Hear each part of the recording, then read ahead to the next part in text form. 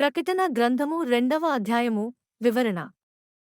ప్రకటన గ్రంథము 2వ అధ్యాయములో యేసుక్రీస్తు ఎఫెసు సంఘమునకు ఒక ప్రత్యేకమైన వర్తమానమును పంపుచున్నాడు.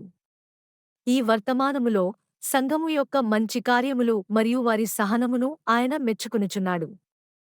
వారు దుష్టులను సహించలేదని, అబద్ధ ప్రవక్తలను పరీక్షించి వారిని బహిర్గతము చేశారని ఆయన ఎరుగును. అయినప్పటికీ యేసు వారిని ఒక విషయములో గద్దించుచున్నాడు. వారి మొదటి ప్రేమను వారు విడిచిపెట్టిరి. ప్రారంభములో వారికి ఉన్న ఆసక్తి, భక్తి ఇప్పుడు లేవు.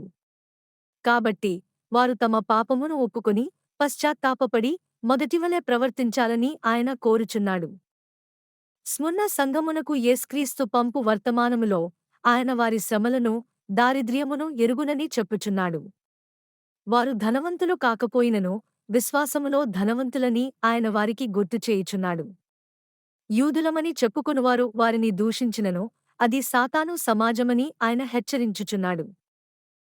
వారు భయపడవలసిన అవసరము లేదని, శ్రమలు రానున్నవని ఆయన చెప్పుచున్నాడు. అయినను మరణము వరకు నమ్మకముగా ఉండుమని, జీవ కిరీటమును పొందుదరని ఆయన వారికి వాగ్దానము చేయుచున్నాడు. ఓర్పుతో ఉండుటకు ఇది వారికి ప్రోత్సాహకరము.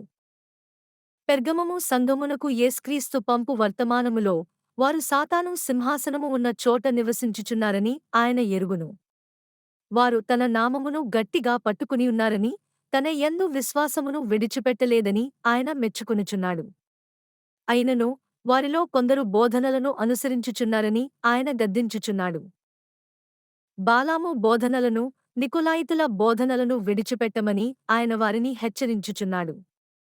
లేని ఎడల ఆయన వారితో యుద్ధము చేయునని హెచ్చరించుచున్నాడు.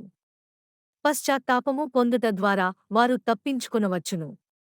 తుయతైర సంఘమునకు యేసుక్రీస్తు పంపు వర్తమానములో వారి ప్రేమ, విశ్వాసము, పరిచర్య, సహనమును ఆయన ఎరుగునని చెప్పుచున్నాడు. వారి క్రియలు మొదటివాటికంటే గొప్పవని ఆయన మెచ్చుకొనుచున్నాడు. అయినను యెజెబెలు అను ఒక స్త్రీని వారు సహించుచున్నారని ఆయన గద్దించుచున్నాడు. ఆమె తనను తాను ప్రవక్త్రియని చెప్పుకొనుచు తన దాసులను వ్యభిచారము చేయుటకును, విగ్రహములకు అర్పించిన వాటిని తినుటకును బోధించుచున్నది. ఆమె పశ్చాత్తాపపడుటకు ఆయన సమయమిచ్చినను ఆమె పశ్చాత్తాపపడలేదు. కాబట్టి ఆమెను, ఆమెతో వ్యభిచరించిన వారిని ఆయన శిక్షించునని హెచ్చరించుచున్నాడు.